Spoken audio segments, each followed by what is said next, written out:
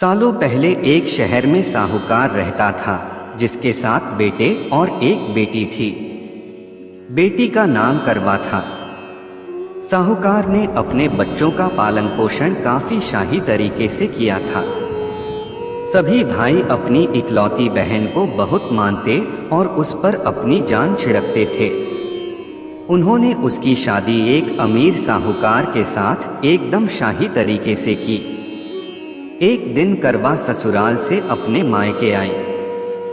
सभी भाइयों ने उसका जोरदार स्वागत किया।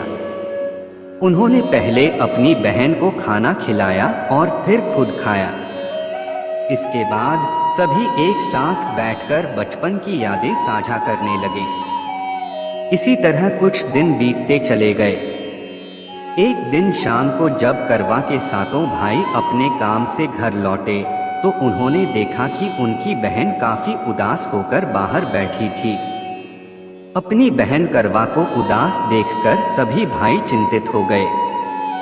वो तुरंत उसके पास गए और उदासी का कारण पूछने लगे।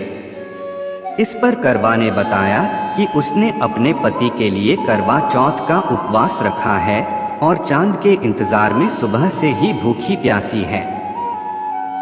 जैसे ही चांद निकलेगा वह उसे देखकर अपना उपवास तोड़ेगी। यह सुनकर भाइयों का भी मन उदास हो गया।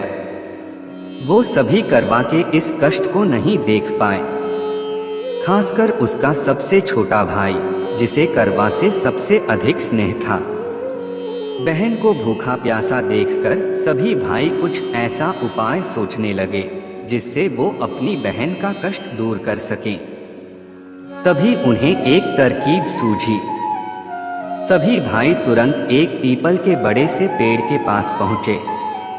उनमें से सबसे छोटा भाई एक जलता हुआ दीपक लेकर उस पेड़ पर चढ़ गया और उसे एक छलनी में रखकर वहीं छोड़ दिया। इसके बाद पूरे गांव में हल्ला हो गया कि चांद निकल आया।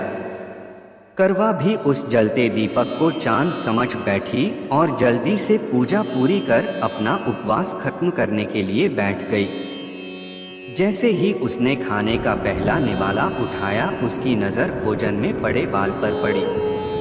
उसने तुरंत उस निवाले को अपने प्लेट से निकालकर दूसरी तरफ रख दिया। इसके बाद उसने दूसरा निवाला अपने मुंह में डाला। तभी उसके दांतों में एक कंकड़ आ फंसा। उसने झटपट उस निवाले को भी प्लेट से हटा दिया। इसके बाद उसने तीसरा निवाला अपने मुंह में रखा कि तभी उसे एक बुरी खबर मिली। करवा को पता चला कि उसके पति की मृत्यु हो गई।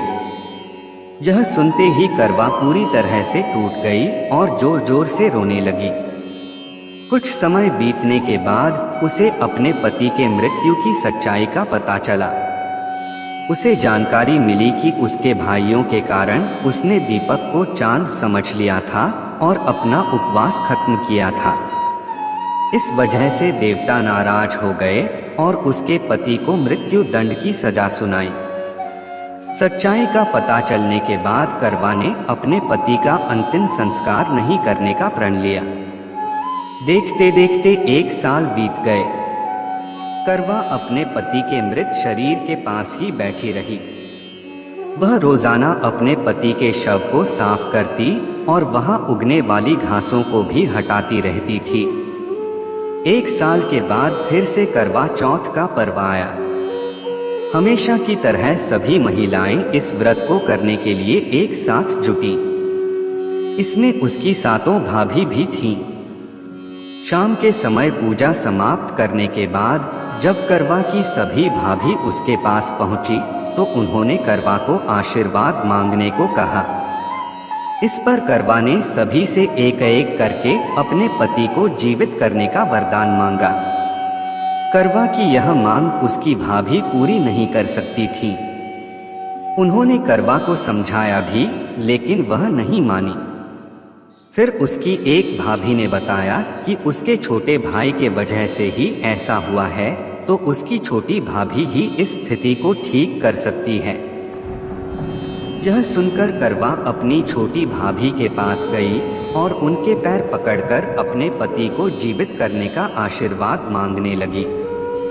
पहले तो उसकी छोटी भाभी ने बहुत टाला, लेकिन अंत में उसकी छोटी भाभी ने अपनी तर्जनी उंगली को काटकर उसमें से अमृत की एक बूंद करवा के मृत पति के ऊपर डाल दी।